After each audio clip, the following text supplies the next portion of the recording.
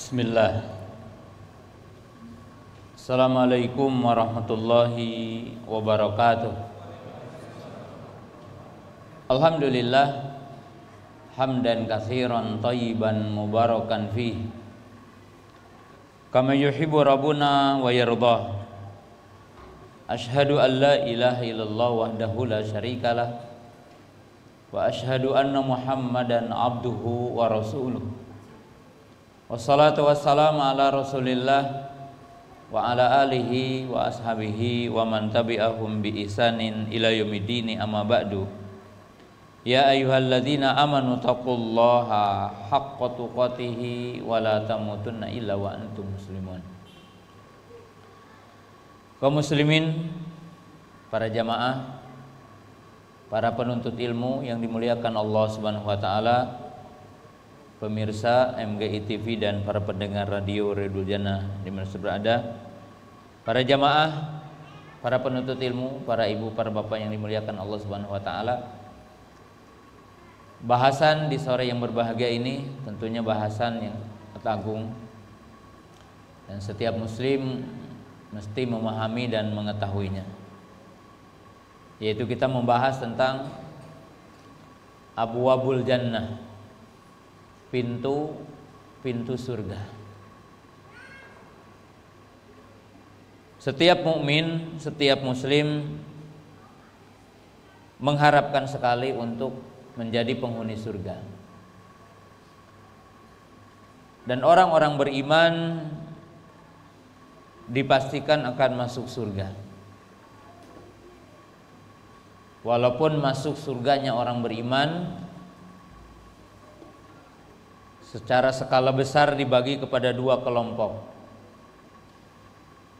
Kelompok yang pertama yang masuk surga sekaligus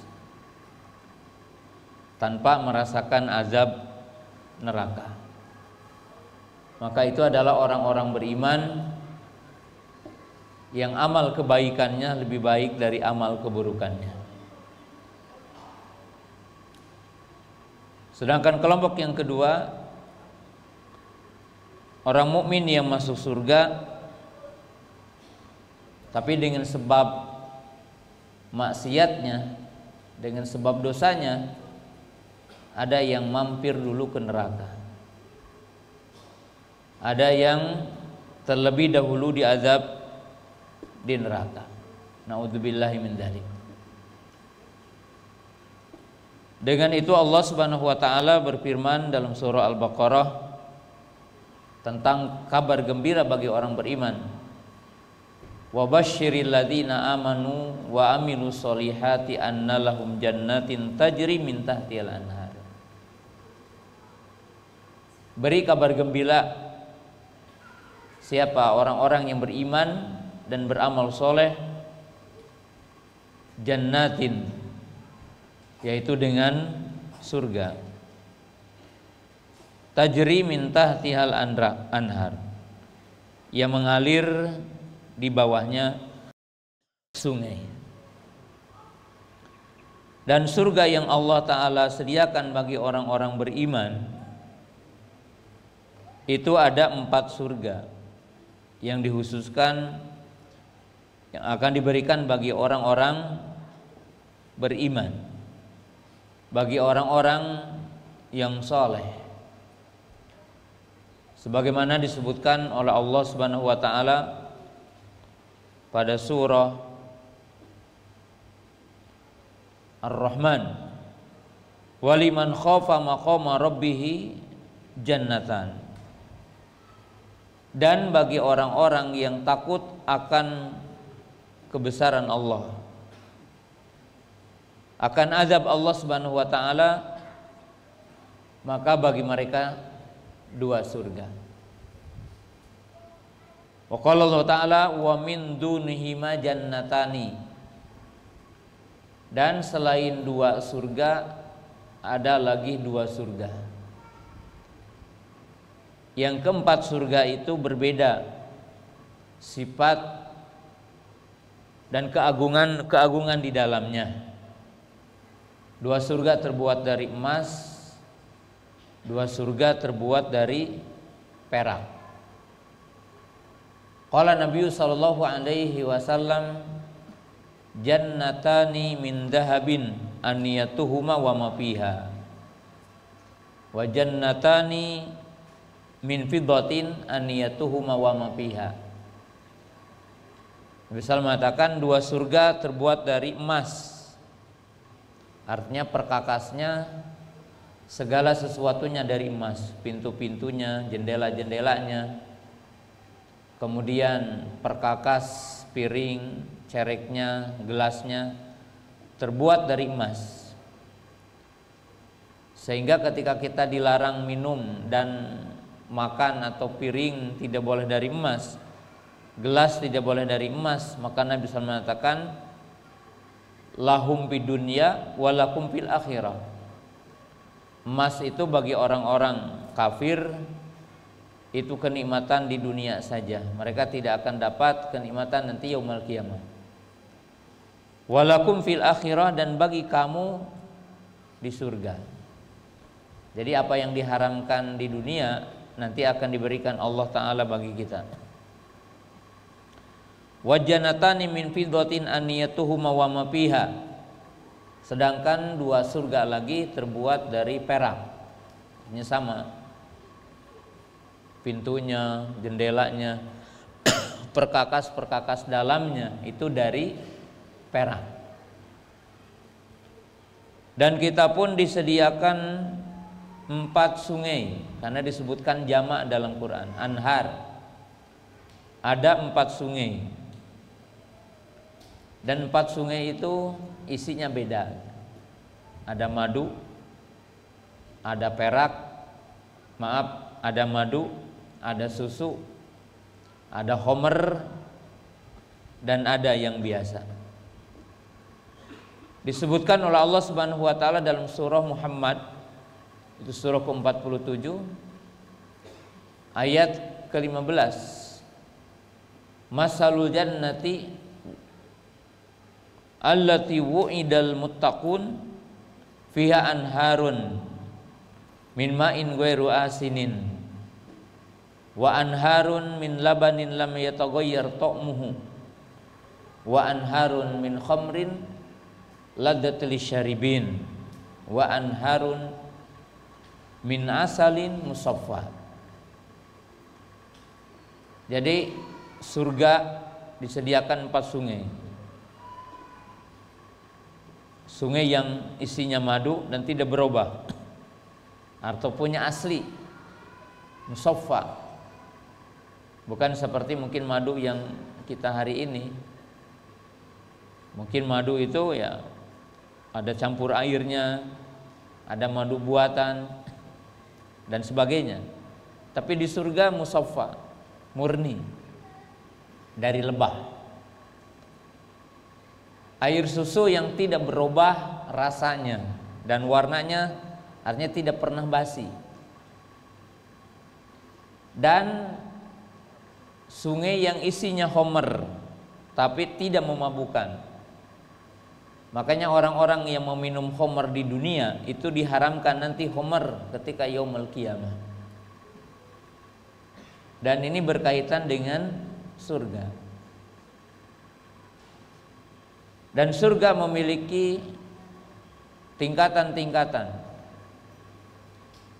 Disebutkan diantaranya 100 tingkatan. Qala Nabi sallallahu inna fil jannati mi'ata darajatin a'addaha lil mujahidina fi sabilillah. Sesungguhnya di surga itu, atau surga itu ada 100 tingkatan. Kata para ulama, tidak hanya 100, tapi yang 100 ini untuk mujahid. A'addaha lil mujahidina fi sabilillah, yang Allah telah sediakan bagi orang-orang yang berjihad di jalan Allah. Wa ma bainahuma ma bainas sama'i wal ard, artinya jarak di antara, jadi jarak di antara satu tingkatan ke tingkatan yang lain itu seperti bumi dan langit. Ini menunjukkan agungnya surga. Kemudian surga ini memiliki pintu-pintu, dan ini yang kita bahas ya di kesempatan sore hari ini. Abwabul Jannah, pintu-pintu surga.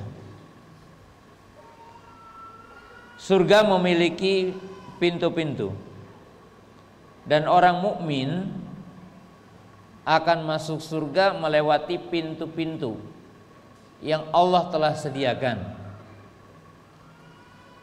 Dalam surah Az-Zumar Allah berfirman, wasiqal ladzina taqaw rabbahum ilal jannati zumara hatta idza ja'uha wa futihat abwabuha wa qala lahum khazanatuha salamun alaikum tibtum wadkhuluha khalidin. Ini menunjukkan bahwa surga itu memiliki pintu. Allah berfirman, orang-orang yang bertakwa kepada Allah, orang-orang yang bertakwa kepada Rabb, artinya Allah, orang-orang yang bertakwa kepada Rabb mereka akan diseru ke surga, artinya dipanggil ke surga. Artinya orang-orang beriman akan berbondong-bondong dari arasatil qiyamah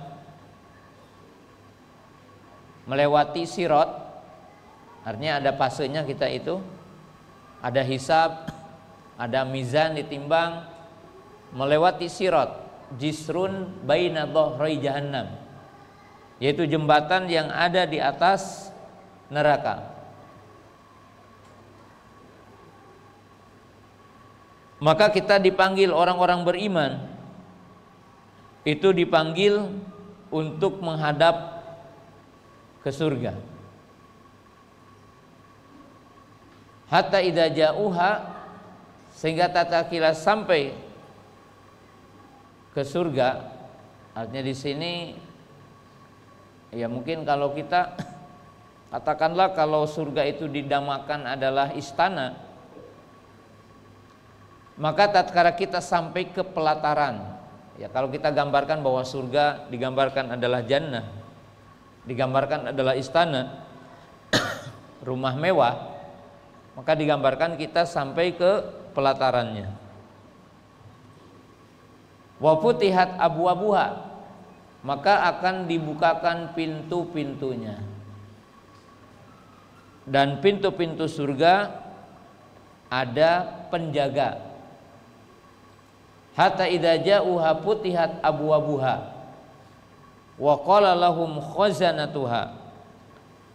Para penjaga pintu surga akan berkata, salamun alaikum tibtum fadkhuluha khalidin. Artinya beda dengan penjaga neraka. Kalau penjaga neraka wajahnya itu sangar.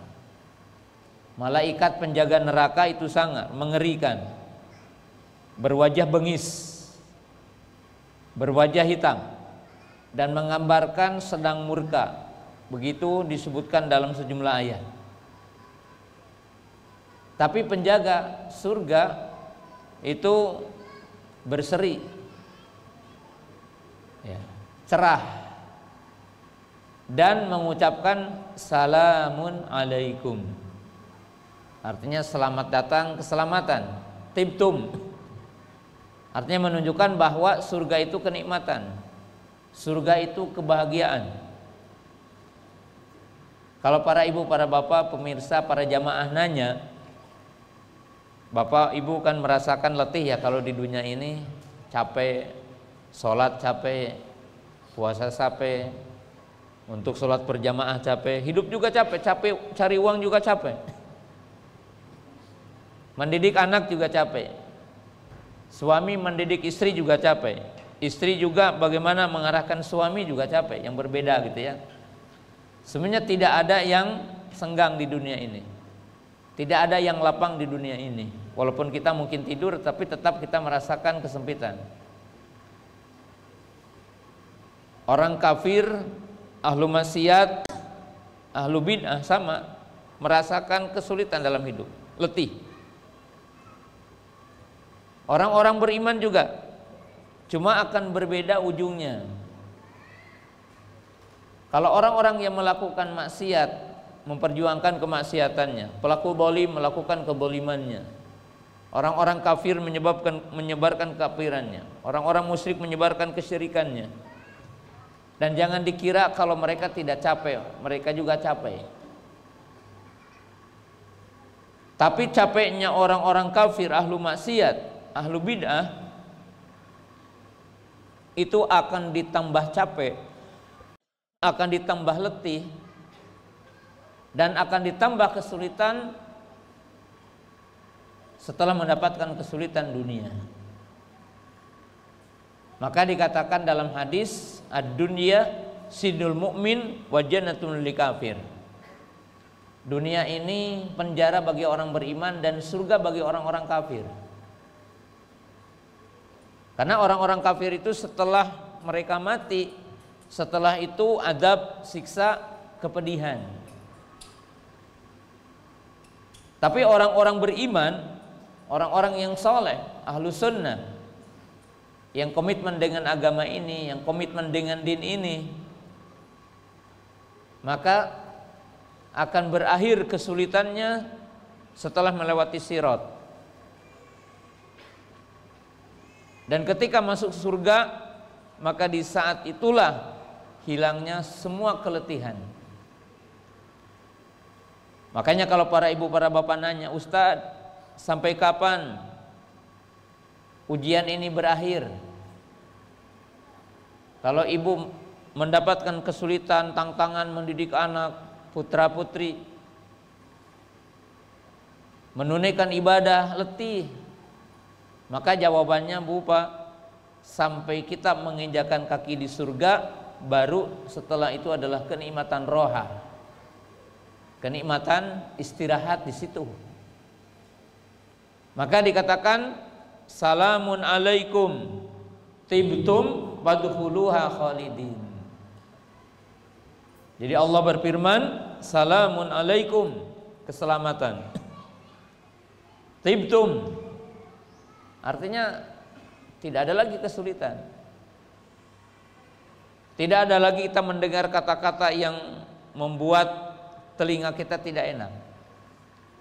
Tidak ada perkara yang membuat mata kita tidak enak. Karena kan kita diberikan pendengaran, penglihatan, Pak. Kalau kita hari ini dengar berita, melihat berita kan bikin jengkel ya. Segala sesuatu yang kita lihat hari ini. Tapi ketika kita ke surga, itu sudah tidak ada lagi. Semua yang kita dengar kenikmatan, semua yang kita lihat adalah kenikmatan. Tibtum fadkhuluha khalidin. Orang-orang beriman akan diseru oleh Allah Ta'ala untuk masuk surga.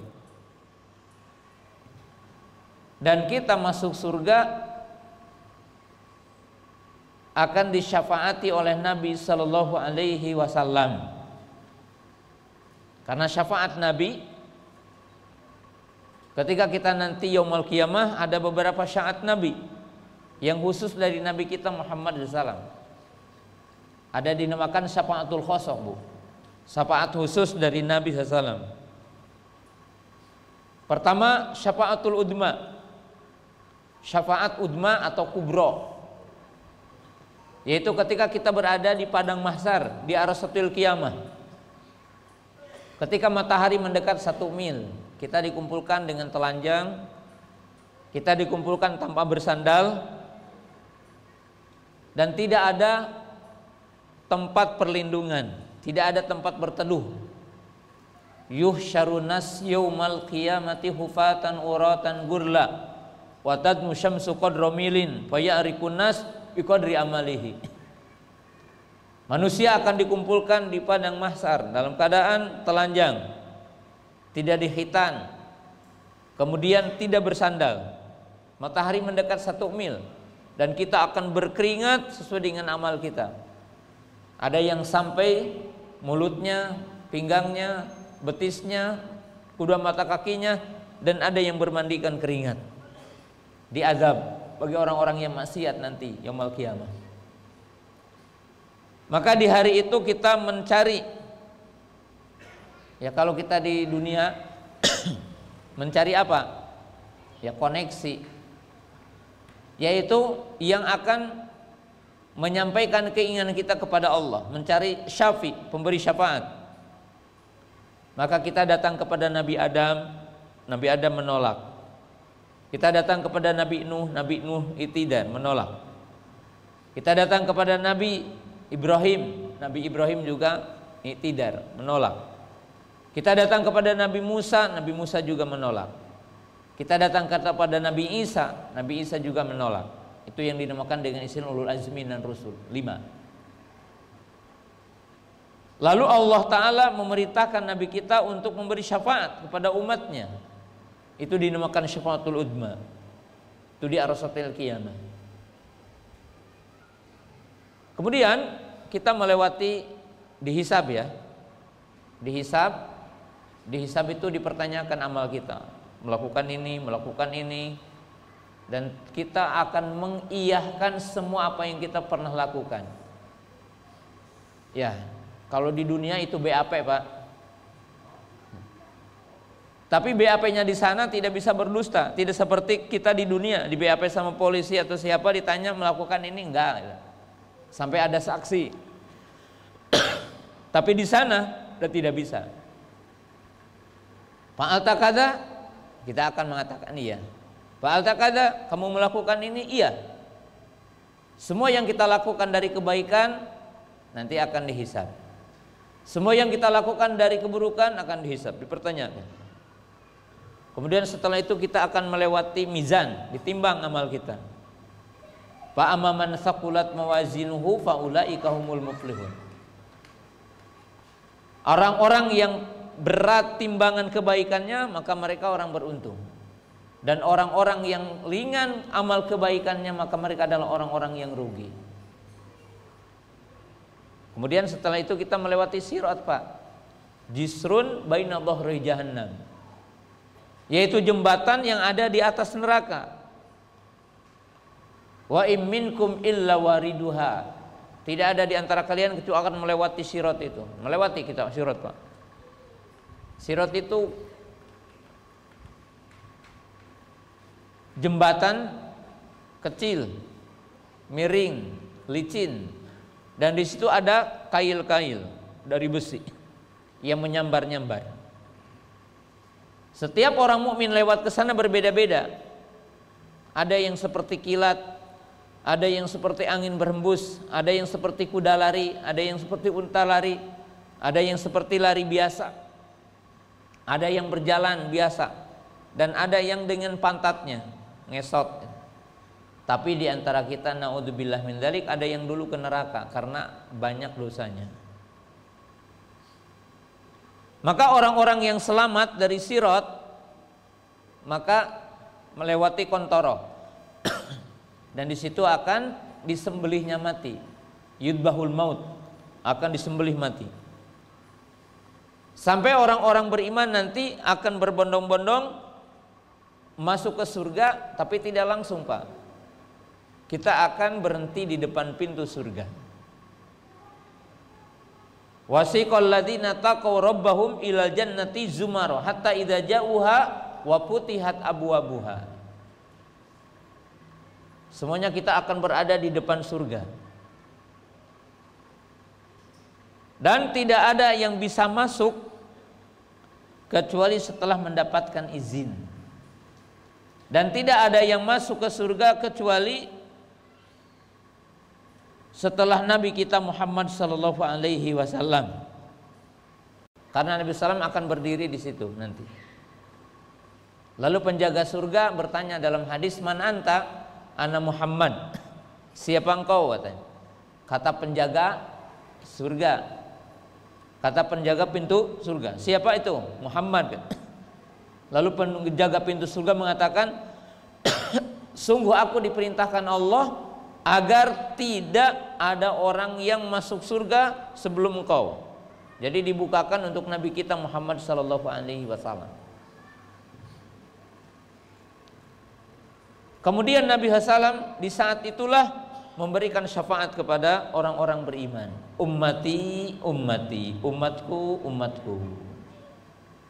Maka disebutkan dalam ayat tadi Pak, kalau orang kafir tidak ada wawunya.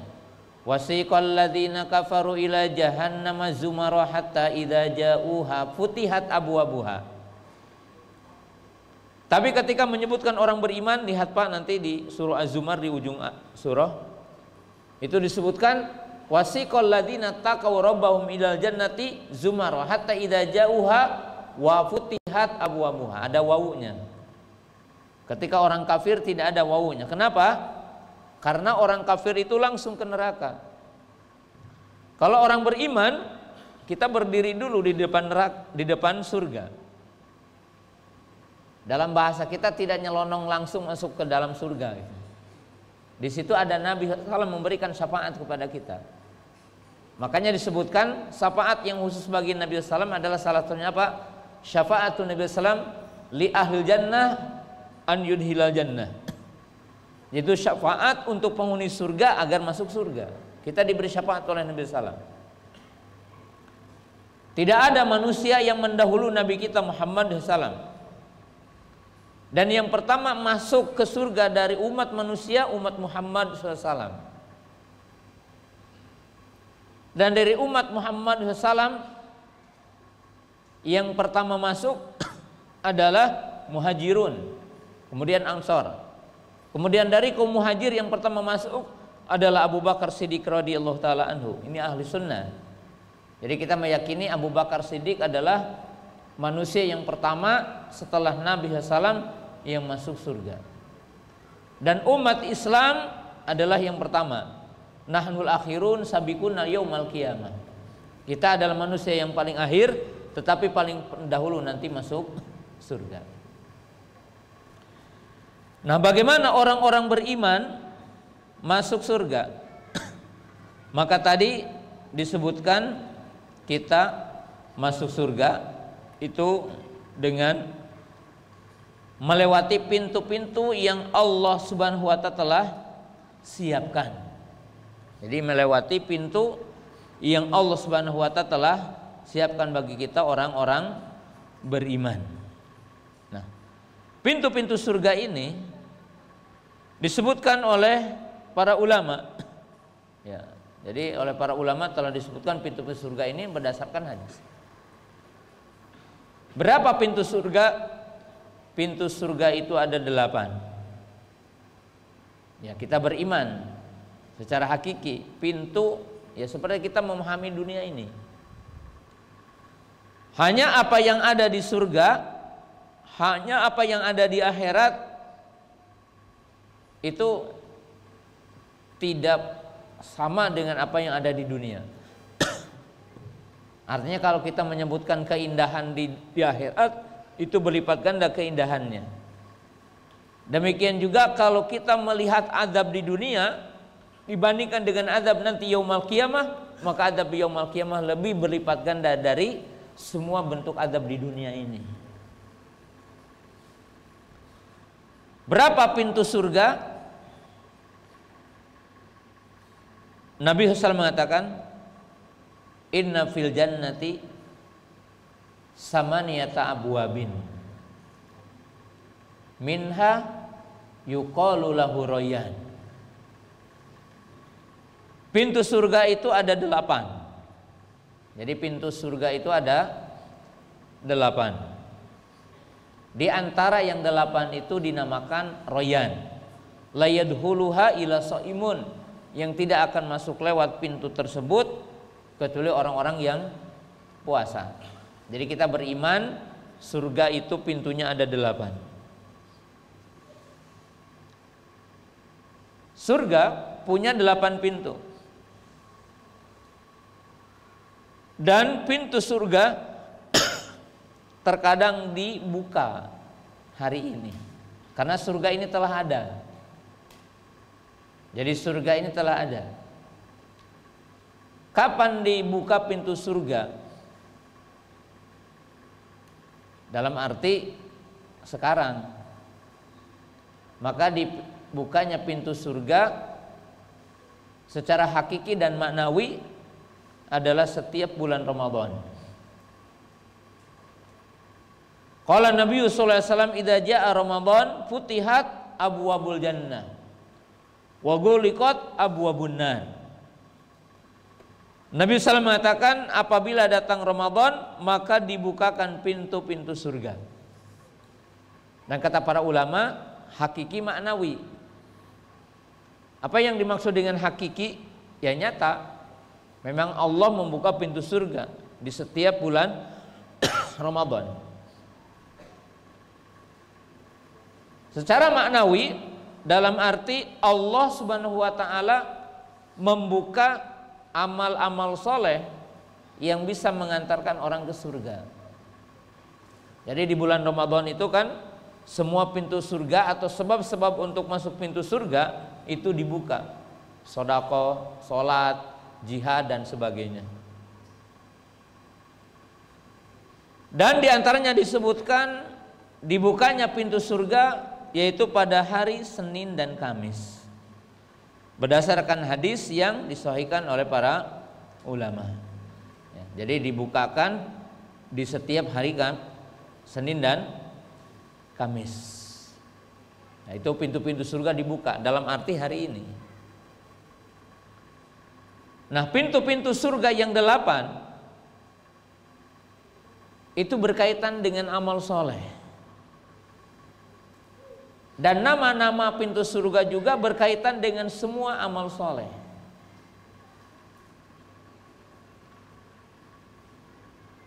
Apa pintu-pintu surga yang 8? Nah, kita bahas supaya jadi motivasi untuk kita beramal dengan semua itu. Tapi pahami dua sisi. Artinya pahami dua poin penting. Yang pertama, kita mengimani surga memiliki 8 pintu dan itu hakiki, hakikat. Seperti kita tahu ada rumah pintunya sekian gitu. Ada hotel pintunya sekian gitu. Sama gambarannya walaupun hakikatnya berbeda.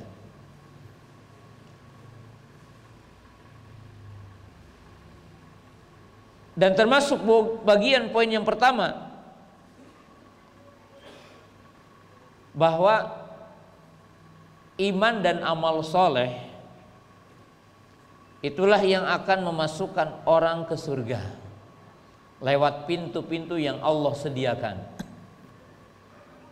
Sebagaimana tadi disebutkan dalam ayat wa basyiril ladzina amanu wa amilus solihati anna lahum jannatin tajri min tahtihal anhar. Ya ayyuhalladzina amanu hal adullukum ala tijaratin tunjikum min adzabin alim. Sampai di bawahnya adalah surga. Jadi artinya orang masuk surga dengan iman dan amal soleh. Dengan iman dan amal soleh. Nah, kemudian yang kedua, ini yang akan dirinci oleh kita sekarang. Bahwa orang beriman dalam masuk ke pintu surga yang 8 akan terbagi 2. Jadi orang-orang mukmin kita, orang mukmin insya Allah yang meninggal dalam iman, yang meninggal dunia dalam Islam, maka akan masuk surga lewat pintu yang 8. Dan orang mukmin masuk surga lewat pintu yang 8 tersebut akan terbagi 2. Ada yang masuk lewat salah satu pintu yang 8. Ada yang akan masuk surga dipersilakan untuk memilih dari pintu 8. Artinya boleh masuk ke semuanya.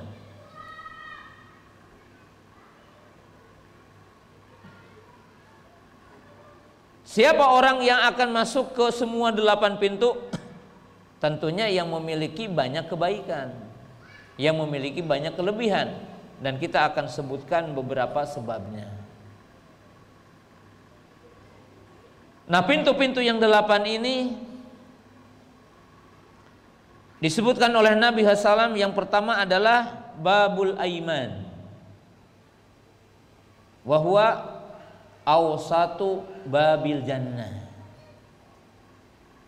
Yang pertama nama pintunya adalah Babul Aiman. Dan itu pintu yang paling keren, pintu pilihan, pintu yang paling sempurna katanya. Disebutkan dalam hadis yang sahih bahwa Nabi SAW bersabda, dipanggil Nabi kita, ya Muhammad, adhil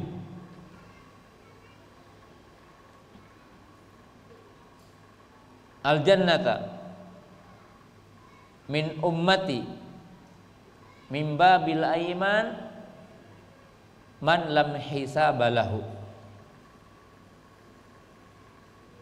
man la hisaba lahu. Nabi SAW mengatakan, wahai Muhammad, itu Allah memanggil Nabi kita nanti di surga. Wahai Muhammad, masukkan ke surga di antara umatmu dari pintu Aiman, yaitu orang-orang yang melenggang tanpa hisab. Jadi ada di antara kita orang beriman masuk surga tanpa adab dan hisab. Dia akan dimasukkan dari pintu Aiman, wahum syuraka'u fima ghairi dzalik, dan mereka akan masuk surga Pak dari pintu Aiman, tapi juga dibolehkan untuk masuk surga ke pintu yang lainnya. Siapa mereka ini? Itulah yang disebutkan dalam hadis, sumul ladina la yastarkun wa la yaktawun wa la yatatayyarun wa ala rabbihim yatawakkalun sab'una alfan min ummati yadkhuluna jannata min ghairi adzabin wala hisabin. Siapa yang akan masuk ke surga lewat pintu Aiman? Itulah disebutkan dalam hadis, orang yang masuk surga dengan tanpa adab dan hisab. Yang disebutkan dalam hadis yang lain, sab'una alfan min ummati, ada 70.000 di antara umatku masuk surga tanpa adab dan hisab. Mereka memiliki sifat, disebutkan dengan sifat terbaik, yaitu 4 sifat. 1, la yastarkun, mereka tidak meminta diruqyah. Bukan haram ya, tapi kesempurnaan, meruqyah sendiri, tidak minta diruqyah. Dan bukan berarti haram ketika kita minta diruqyah kepada seorang ahlu tauhid, seorang ulama, orang soleh, kita boleh meminta diruqyah. Tapi yang paling sempurna meruqyah sendiri. Wala yaktawun, dan tidak melakukan pengobatan dengan kai. Kai itu besi panas yang dipanaskan kemudian mengobati.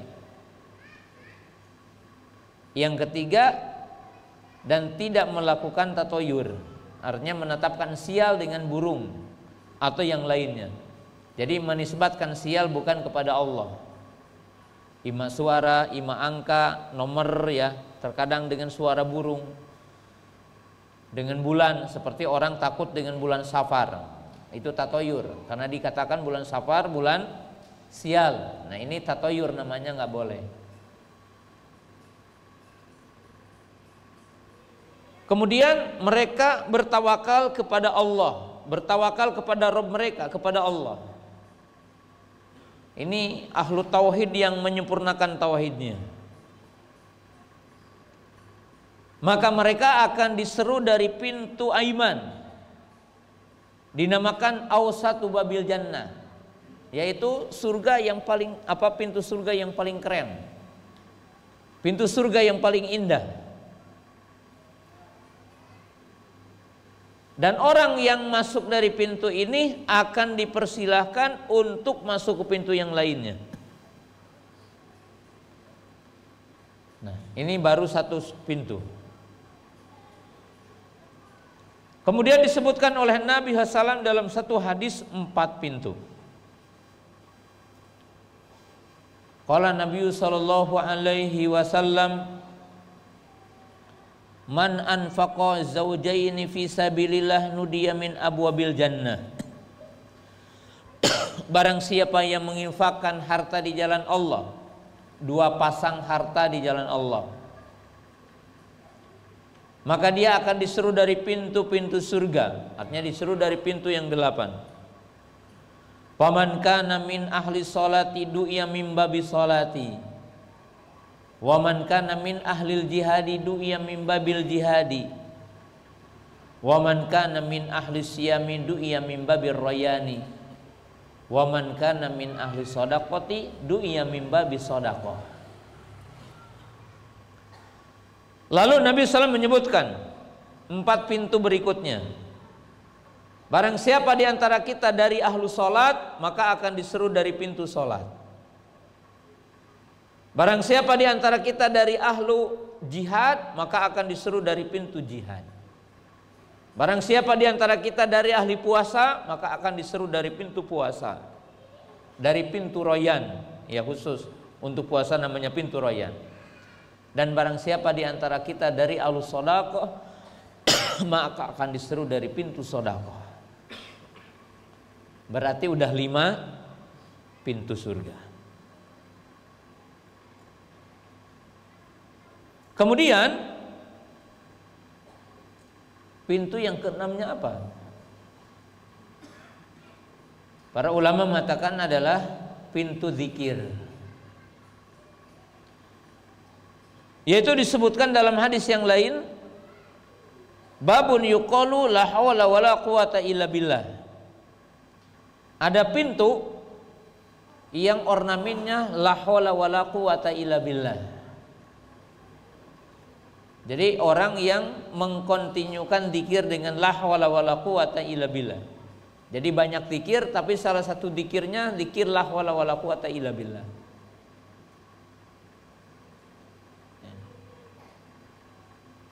Ini udah 6. Yang ketujuh, di antara pintu surga ada pintu Al-Walid. Babu Al-Walid. Hal ini kaum muslimin pemirsa yang dirahmati Allah Subhanahu wa taala.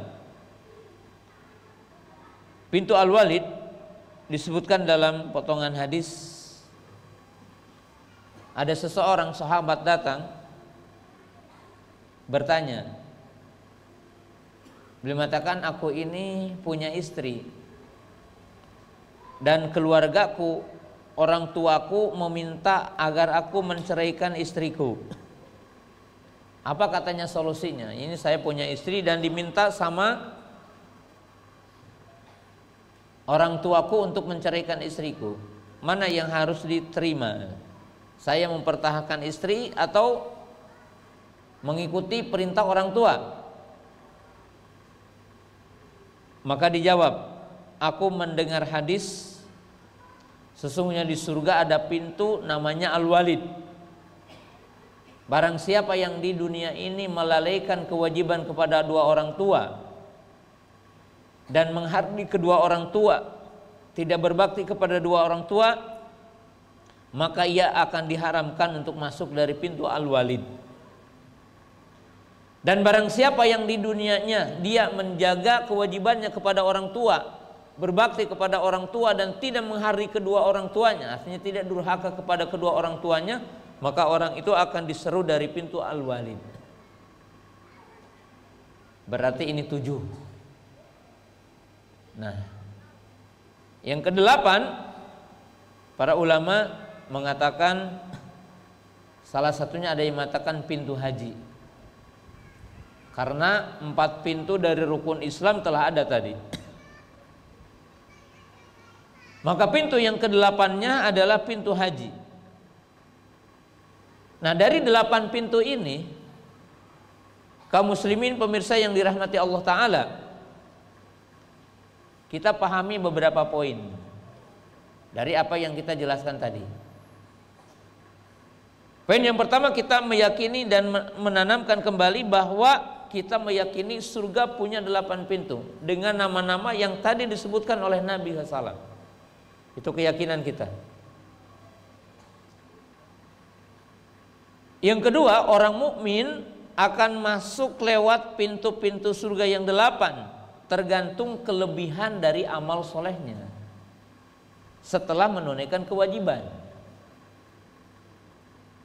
Jadi para ulama mengatakan kalau tadi disebutkan pintu sholat dan dia akan masuk lewat pintu sholat orang-orang yang menambah sholat 5 waktu. Karena kalau sholat 5 waktu wajib ya. Jadi kalau orang itu melaksanakan kewajiban lalu dia melebihkan dari satu kewajiban, dari satu amal ibadah, maka akan diseru dari perbedaan amal tadi, perbedaan pintu surga dengan amal-amalnya. Jadi barang siapa yang sholat 5 waktu kemudian dia melaksanakan qobliyah, ba'diyah, sholat malam dan sebagainya, maka ia akan diseru dari pintu sholat.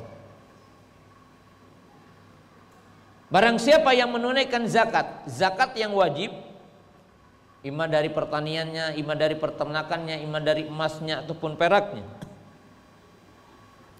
kemudian setelah itu dia bersedekah, dermawan, melebihi dari harta zakatnya, maka akan diseru dari pintu sedekah. Jadi akan diseru dari pintu sedekah kalau orang itu melebihkan dari yang wajib. Kemudian kalau orang itu melaksanakan puasa Ramadan dan melakukan sunnah-sunnah yang lain, 6 hari setelah Ramadan, puasa Arafah, puasa Asyura, puasa Senin dan Kamis, atau mungkin juga yang lebihnya adalah puasa Daud, maka ia akan diseru dari pintu Rayyan ketika ia menambahkan dari yang wajib. Termasuk kalau dia adalah ahlul jihad, orang-orang yang berjihad di jalan Allah dan menyempurnakan jihadnya, yaitu jihad yang 13 tingkatan jihad, maka ia akan diseru dari pintu jihad. Jadi dia akan diseru dari pintu jihad. Dan demikian orang yang memperbanyak zikir, zikir kan banyak, zikir setelah sholat, ya, di antaranya apa? Mengatakan astagfirullah 3 kali, kemudian membaca subhanallah 33, alhamdulillah 33, Allahu akbar 33, kemudian la ilaha illallah 1 kali 100. Lalu bagaimana mengkontinyukan la haula wala quwata illa billah? Paling tidak para ibu pemirsa yang dirahmati Allah Ta'ala, terutama kita para bapak ya, minimalnya sehari tidak akan kurang dari 20 kali kita berzikir dengan kalimat la haula wala quwata illa billah. Bagaimana antum bisa membaca la haula wala quwata 20 kali per hari? Ya, rajin mendengarkan azan. Ya. Azan berapa kali? 1 kali azan 4 kan? Hayya 'alas shalah, hayya 'alal falah, 2 4 kali. Kita jawab apa? La haula wala quwata illa billah. Kali 5 kali 20 per hari. Jadi kalau antum itu rajin mendengar adzan dan menjawab, maka akan disediakan pintu surga namanya la haula wala quwata illa billah. Dan rajin dari rumah, setiap keluar dari rumah kita mengatakan bismillahi tawakkaltu la haula tawakkaltu 'alallahi la haula wala quwata illa billah. Ya, bolak-balik rumah, setiap keluar rumah baca itu. Mau ke masjid, mau kerja, mau apa, zikir, dan itu akan dapat pintu itu. Kan ini utama. Pokoknya tatkala kita punya kelebihan dari amal-amal soleh, dari ukuran wajib, maka akan diseru dari pintu tersebut. Dan yang terakhir, bahasannya apa? Terakhir, bahasan kita adalah berkaitan dengan siapa yang akan masuk dan diperbolehkan dari 8 pintu, dan amal apa saja yang akan menyebabkan kita itu diperbolehkan untuk masuk 8 pintu. Dengan singkat insyaallah. Pertama, man haqqaqat tauhid, orang-orang yang betul-betul merealisasikan tauhid, betul-betul mengamalkan inti dan tuntutan tauhid, mengikhlaskan ibadah kepada Allah. Qala Nabi sallallahu alaihi wasallam, syahid alla ilaha illallah wa anna Muhammadan abduhu wa rasuluh wa anna Isa abdullahi wa rasuluh wal jannata haqqun wan naru haqqun adkhalahu Allahu jannata min ay abwabin sya'a. Kata Nabi SAW, barang siapa yang bersaksi tidak ada yang berhak disembah kecuali Allah, dan Muhammad sebagai hamba Allah dan Rasulnya, dan Isa sebagai hamba Allah dan Rasulnya, meyakini adanya surga, meyakini adanya neraka, maka Allah akan memasukkan dia ke surga dari pintu surga yang mana dia inginkan. Jadi kita mengakui Muhammad sebagai utusan Allah plus kita meyakini Muhammad sebagai hamba Allah. Artinya tidak boleh kita meminta kepada Nabi, tapi kita meminta kepada Allah. Itu yang pertama. Yang kedua, gampang nih, mengkontinyukan wudu sesuai dengan sunnah dan berzikir setelah wudu dengan kalimat syahadatain. Qala Nabi sallallahu alaihi wasallam, idza tawadda al-abdu fa ahsana wudu'ahu tsumma yaqulu asyhadu an la ilaha illallah wa anna muhammadan abduhu wa rasuluh, futihat lahu abwabul jannah samaniyah. Siapa yang berwudu dan dia menyempurnakan wudunya, kemudian dia berzikir, tidak ada yang berhak disembah kecuali Allah, mengatakan asyhadu an la ilaha illallah wahdahu la syarikalah wa asyhadu anna muhammadan abduhu wa rasuluh, kecuali akan dibukakan pintu surga yang 8. Jadi gampang. Wudu ikuti sunnah, ya. Kemudian zikir setelah wudu, disediakan pintu surga yang 8. Kemudian apalagi yang menyebabkan kita akan diseru dari pintu yang 8? Tadi dikatakan dalam hadis, man anfaqa zawjaini fisabilillah nudiya min abwabil jannah. Barang siapa yang berinfak di jalan Allah dengan 2 bagian atau 2 pasangan infak, contohnya orang berinfak dengan harta kemudian dengan mobilnya gitu, maka dia akan diseru dari pintu surga yang 8. Yang berikutnya disebutkan ini untuk ibu-ibu, ini untuk para ummahat. Kalau para ummahat melaksanakan 4 poin ini, maka dijamin untuk masuk surga dari 8 pintu. Qala Nabi sallallahu alaihi wasallam, idza shalatil mar'atu khamsaha wa shamat sahraha wa ata'at yauzaha wa hasanat farjaha qila laha udkhuli aljannata min ay abwabin syi'ti.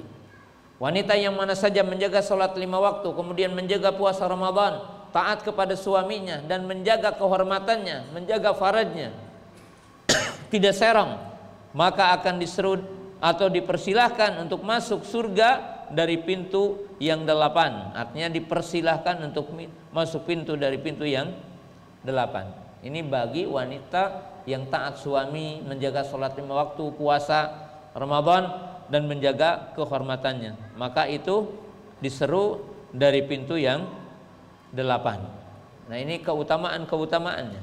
Nah, jamaah yang dimuliakan Allah Subhanahu wa taala. Nah, kemudian poin yang sangat penting untuk kita pahami sebagai poin terakhir di sini menunjukkan bahwa pintu-pintu surga itu berkaitan dengan amal soleh kita, berkaitan dengan amal-amal kita.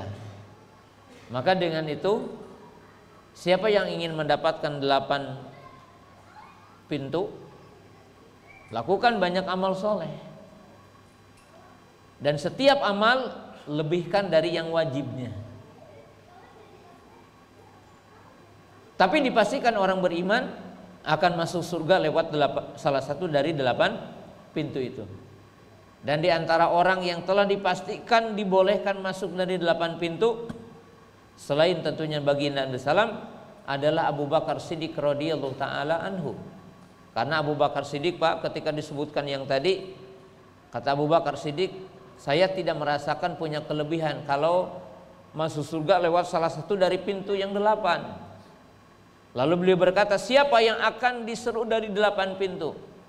Maka Nabi SAW mengatakan, arju anta minhum, aku berharap bahwa engkau adalah bagian dari mereka. Maka Abu Bakar Siddiq dengan amal-amal solehnya, dengan ketaatannya kepada Allah Subhanahu wa taala, maka Allah Subhanahu wa taala mempersilahkannya untuk masuk surga dari 8 pintu yang beliau inginkan. Demikianlah apa yang bisa sampaikan di kesempatan sore hari ini.